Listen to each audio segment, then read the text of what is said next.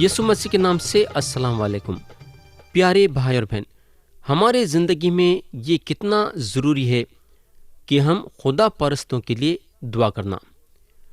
Police رسول کورنتھیوں کے کلیسیا کے سامنے یہ عرضی رکھے کہ ان کے لیے ان لوگاں دعا کرے۔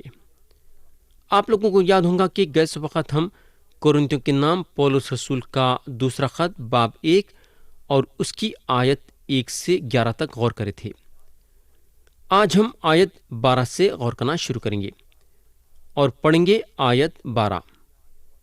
یہاں لکھا ہوا ہے، کیونکہ ہم کو اپنے دل کی اس گواہی پر فخر ہے کہ ہمارا چال چلن دنیا میں اور خاص کر تم میں جسمانی حکمت کے ساتھ نہیں بلکہ خدا کے فضل کے ساتھ، یعنی ایسی پاکیزگی اور صفائی کے ساتھ رہا جو خدا کے لائق ہے۔ تو یہاں پولس 2 اچھے لفظ نکالے ہیں اور وہ لفظ ہیں ہمارا چال چلن۔ ہمارا چال چلن کا مطلب ہے ہماری زندگی جس طریقے سے ہم یہ دنیا میں گزار رہے ہیں۔ تو پولس کا بولنے کا مطلب یہ ہے کہ ان کی گواہی یہ دنیا میں اتنی اچھی ہے کہ ان کو اس میں خوشی ملتی ہے، مگر یہاں انہوں ایک چیز صاف صاف ظاہر کرتے ہیں کہ ان کی یہ اچھی گواہی جسمانی حکمت سے نہیں ہے۔ میرے دوست، ہمارے حکمت سے ہم ایک اچھی گواہی نہیں بن سکتے۔ اگر ہم خدا کے لیے گواہی بنے ہیں تو اس کی وجہ یہ ہے کہ ہم ہماری زندگی ایک معمولی طور سے اور ایمانداری کے ساتھ گزارے ہیں۔ پولس یہاں یہ بولنا چاہ رہے ہیں کہ خدا کے فضل سے مصیبت ان کے زندگی کو ایک اچھی گواہی بنائی ہے۔ ہم کو معلوم ہونا چاہیے کہ مصیبت جو ہے ہمارے لیے خدا کی رحمت ہے، اور مصیبت ہمارے زندگی میں خوبصورتی دیتی ہے اور ہمارے زندگی میں خوشیاں پیدا کرتی ہے، اور ہم ہمارے یہ خوبصورتی کو اور خوبیوں کو لوگوں کے سامنے دکھا سکتے ہیں، وہ لوگوں کے سامنے جو ہمارے اطراف ہیں۔ اب ہم آیت 13 سے 15 تک پڑھیں گے۔ ہم اور باتیں تمہیں نہیں لکھتے سوائے ان کے جنہیں تم پڑھتے یا مانتے ہو، اور مجھے امید ہے کہ آخر تک مانتے رہو گے۔ چنانچہ تم میں سے کتنوں ہی نے مان بھی لیا ہے کہ ہم تمہارے فخر ہیں، جس طرح ہمارے خداوند یسوع کے دن تم بھی ہمارے فخر ہوگے۔ اور اسی بھروسے پر میں نے یہ ارادہ کیا تھا کہ پہلے تمہارے پاس آؤں تاکہ تمہیں ایک اور نعمت ملے۔ تو میرے بھائی اور بہن، پولس کورنتھ کے کلیسیا کو یہ بتانا چاہتے ہیں کہ پہلی مرتبہ انہوں کورنتھ کے لیے ایک برکت کا ذریعہ بنے، اور جب دوبارہ انہوں ان لوگوں کے پاس آ رہے ہیں تو دوبارہ بھی انہوں ان لوگوں کے لیے برکت کا ذریعہ بنیں گے۔ آیت 16 اور 17 میں لکھا ہوا ہے، اور تمہارے پاس ہوتا ہوا مقدونیہ کو جاؤں اور مقدونیہ سے پھر تمہارے پاس آؤں، اور تم مجھے یہودیہ کی طرف روانہ کر دو۔ پس میں نے جو یہ ارادہ کیا تھا تو کیا تلون مزاجی سے کیا تھا، یا جن باتوں کا قصد کرتا ہوں کیا جسمانی طور پر کرتا ہوں کہ ہاں ہاں بھی کروں اور نہیں بھی کروں؟ تو میرے بھائی، پولس رسول یہ امید رکھ رہے تھے کہ انہوں کورنتھ کو آئیں گے، مگر اب تک نہیں آئے۔ کورنتھ میں جو ان کے دشمن تھے یہ بولنے کو لگے کہ پولس جو وعدہ کرے کورنتھ کو آنے کا، وہ وعدہ انہوں اپنے منہ سے کرے، مگر ان کے دل میں ارادہ نہیں تھا کورنتھ کو آنے کا۔ ان کا اس بارے میں پولس کو قصوروار ٹھہرا رہے تھے کیونکہ ان میں ایمانداری نہیں ہے، اور پولس رسول اب ان لوگوں کو یہ بتانا چاہ رہے ہیں کہ انہوں ایماندار ہیں۔ انہوں بولتے ہیں کہ جب انہوں ہاں بولتے ہیں تو انہوں اس میں مطلب رکھتے ہیں، اور جب انہوں نہ بولتے ہیں تو وہ نہ ہوتا ہے۔ یعنی کہ پولس رسول کا ہاں ہاں ہوتا تھا اور نہ ہوتا تھا۔ انہوں ہاں بول کے نہ نہیں کرتے تھے، یا پھر نہ بول کے ہاں نہیں کرتے تھے۔ ان کا ہاں ہاں ہوتا تھا اور نہ ہوتا تھا۔ آج جو یسوع مسیح پہ ایمان رکھتے ہیں، پولس کے ویسا بننا چاہیے، ہاں کا ہاں ہونا اور نہ کا نہ۔ دنیا والے جب ہم کو دیکھیں گے تو یہ بات ضرور جاننا کہ ہمارا ہاں ہاں ہوتا ہے اور نہ ہوتا ہے۔ اگر ہم اس طریقے سے جئیں گے تو ہم خدا کے لیے ایک بہت بڑی گواہی بنیں گے۔ آیت 18 پڑھیں گے۔ خدا کی سچائی کی قسم کہ ہمارے اس کلام میں جو تم سے کیا جاتا ہے، ہاں اور نہیں دونوں پائے نہیں جاتی۔ تو یہاں پولس رسول پورے اختیار کے ساتھ بولنے کو لگے کہ انہوں اپنے زندگی میں ہاں اور نہ دونوں ایک ساتھ استعمال نہیں کرتے ہیں۔ آیت 19 اور 20 میں انہوں بولتے ہیں، کیونکہ خدا کا بیٹا یسوع مسیح جس کی منادی ہم نے یعنی میں نے اور سلونس اور تیموتھیوس نے تم میں کی، اس میں ہاں اور نہیں دونوں نہ تھیں، بلکہ اس میں ہاں ہی ہاں ہوئی، کیونکہ خدا کے جتنے وعدے ہیں وہ سب اس میں ہاں کے ساتھ ہیں، اسی لیے اس کے ذریعے سے آمین بھی ہوئی، تاکہ ہمارے وسیلے سے خدا کا جلال ظاہر ہو۔ پیارے بھائی اور بہن، خدا کے سارے وعدے کہ مسیحا کیسا رہیں گے، وہ وعدے یسوع مسیح میں پورے ہوئے۔ یسوع مسیح اپنے خدمت گزاری میں پوری طرح سے وفادار تھے۔ انہوں بے گناہ تھے۔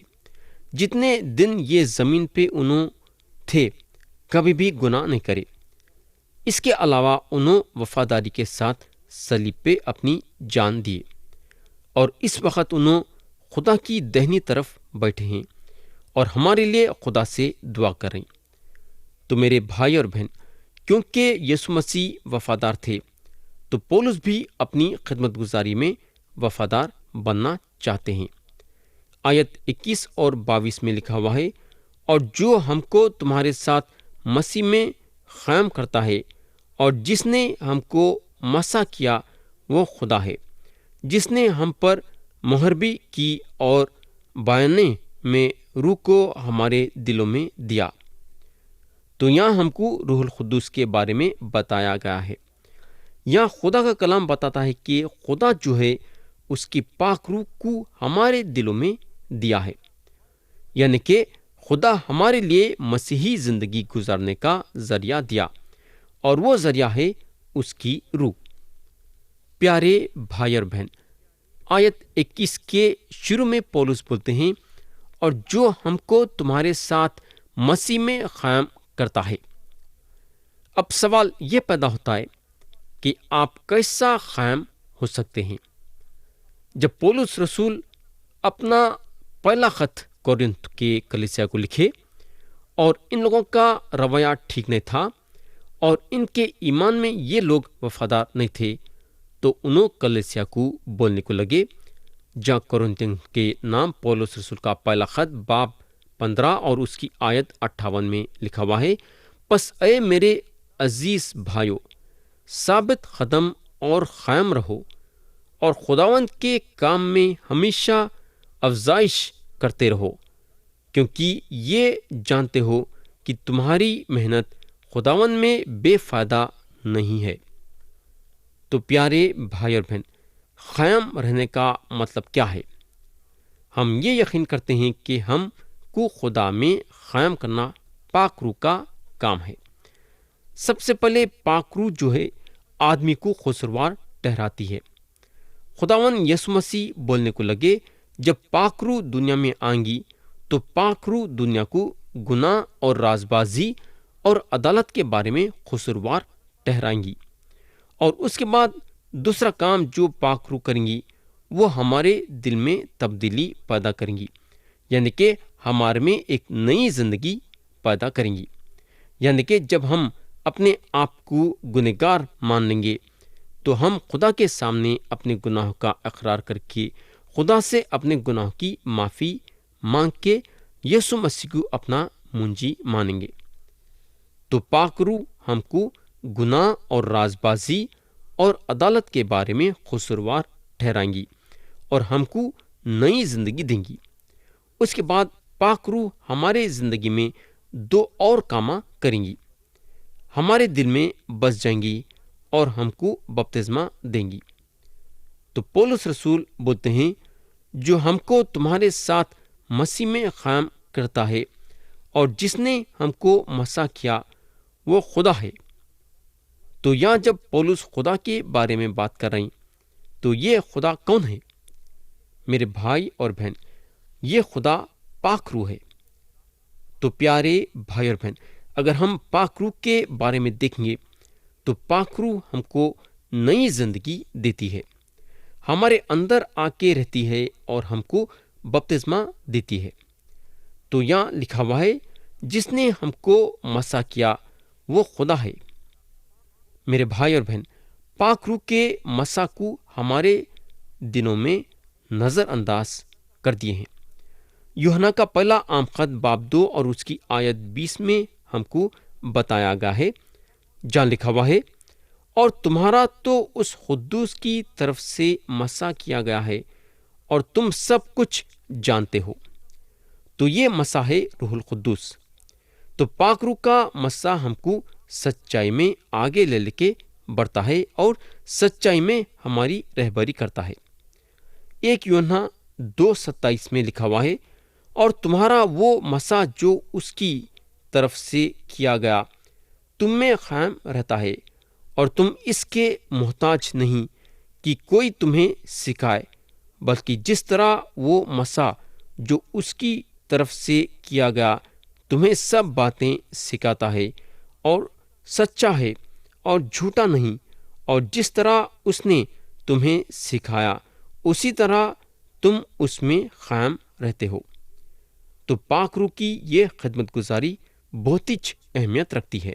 خدا جو ہے ہم کو ایک میل آرڈر ڈگری نہیں دیتا ہے، یا پھر ہم کو یہ حکمت ایک ڈبے میں خوبصورتی کے ساتھ ہم کو ایک تحفے کے طور پہ نہیں ملتی ہے۔ ہمارے پاس خدا کی روح ہے ہم کو سکھانے کے لیے، اور صرف پاک روح خدا کے کلام کو ہمارے سامنے کھولتی ہے۔ اور یہ وجہ ہے کہ بائبل شریف ایک معجزے کی کتاب ہے۔ یسوع مسیح اپنے خود کے لوگوں کو بولنے کو لگے، مجھے تم سے اور بھی بہت سی باتیں کہنی ہے، مگر اب تم ان کی برداشت نہیں کر سکتے، لیکن جب وہ یعنی سچائی کی روح آئے گی تو تم کو تمام سچائی کی راہ دکھائے گی، اس لیے کہ وہ اپنی طرف سے نہ کہے گی، لیکن جو کچھ سنے گی وہی کہے گی اور تمہیں آئندہ کی خبریں دے گی۔ تو پاک روح آپ کو سچائی کی راہ میں لے کے چلنا چاہتی ہے۔ اس کے علاوہ خدا کا کلام ہم کو روح کے بارے میں یہ بھی بتاتا ہے کہ جس نے ہم پر مہر بھی کی۔ یہ جو ہے پاک روح کی ایک زبردست خدمت گزاری ہے، اور افسیوں 4:30 میں لکھا ہوا ہے، اور خدا کی پاک روح کو رنجیدہ نہ کرو جس سے تم پر مخلصی کے دن کے لیے مہر ہوئی۔ پیارے بھائی اور بہن، پاک روح کو رنجیدہ کرنا ممکن کی بات ہے کیا؟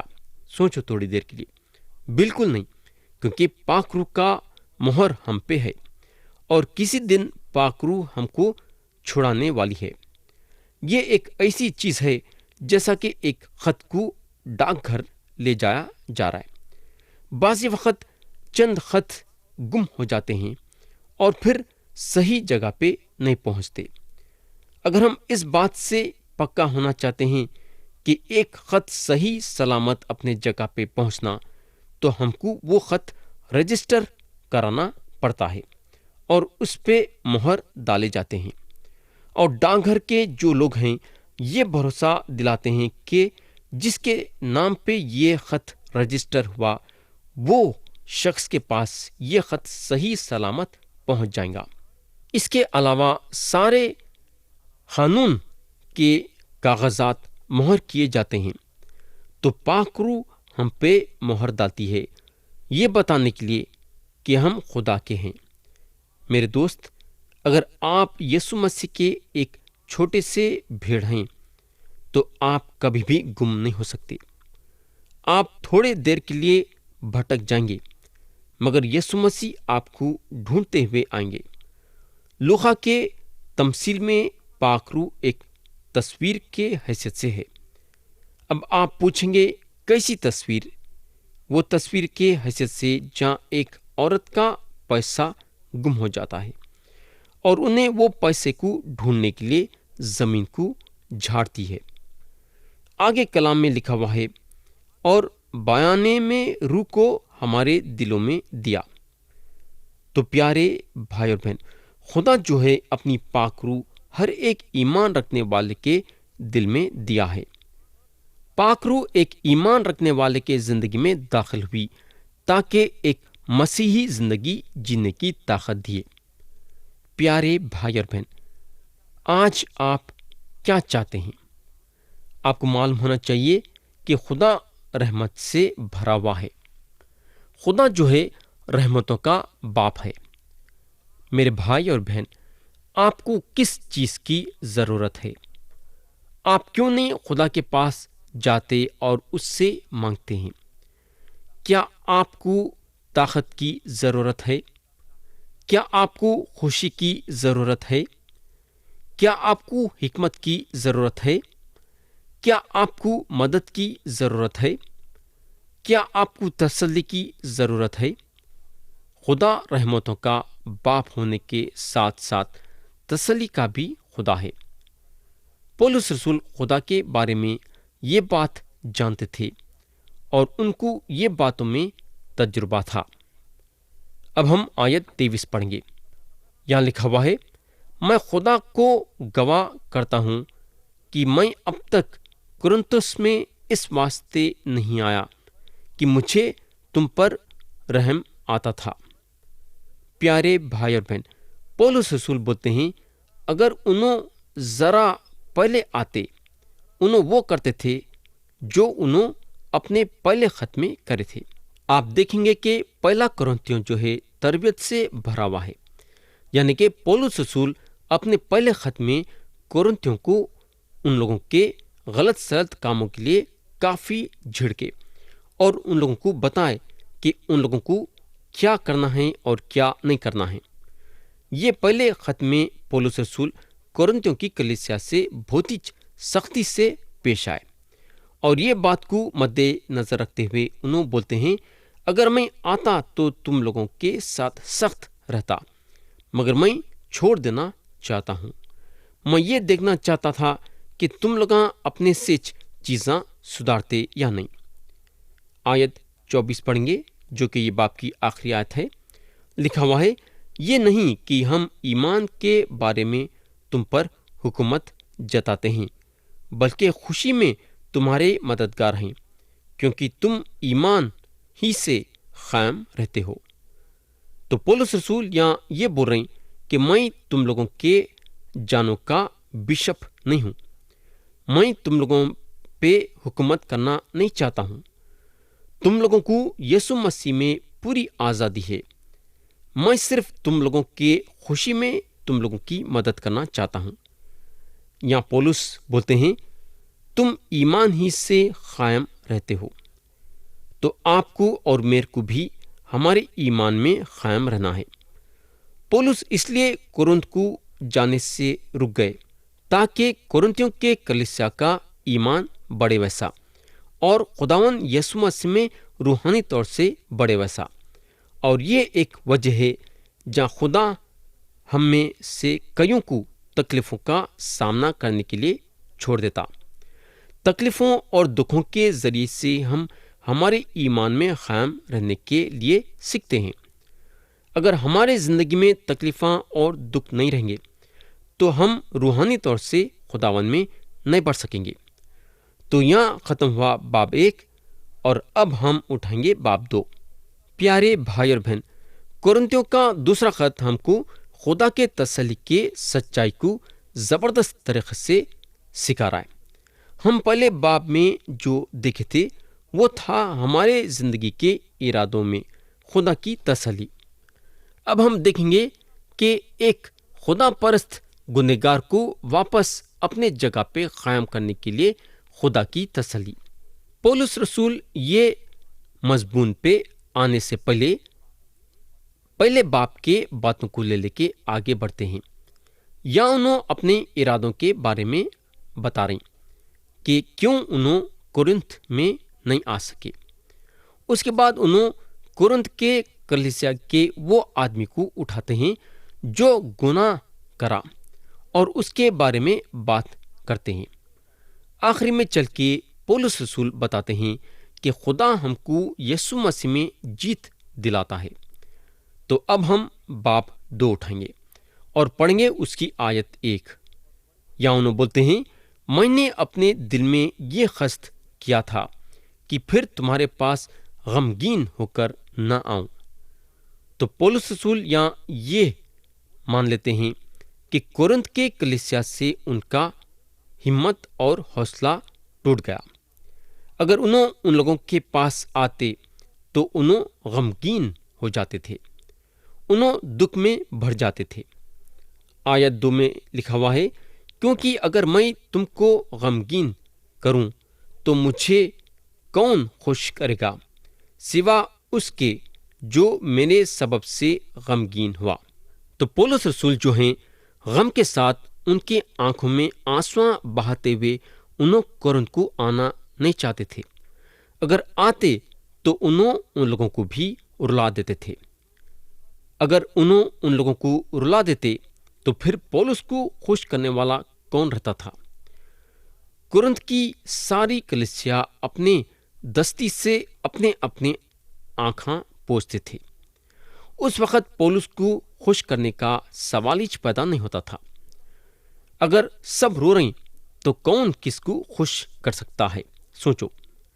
آیت 3 میں لکھا ہوا ہے، اور میں نے تم کو وہی بات لکھی تھی تاکہ ایسا نہ ہو کہ مجھے آ کر جن سے خوش ہونا چاہیے تھا میں ان کے سبب سے غمگین ہوں، کیونکہ مجھے تم سب پر اس بات کا بھروسہ ہے کہ جو میری خوشی ہے وہی تم سب کی ہے۔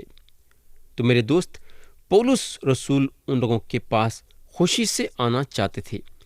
انہوں ان لوگوں سے یہ امید رکھے تھے کہ جب انہوں ان لوگوں کے پاس آئیں گے تو ان لوگاں ان کو یہ بولنا کہ ہم وہ سارے باتیں برابر کر دیے جو تم ہم لوگوں کو لکھے تھے۔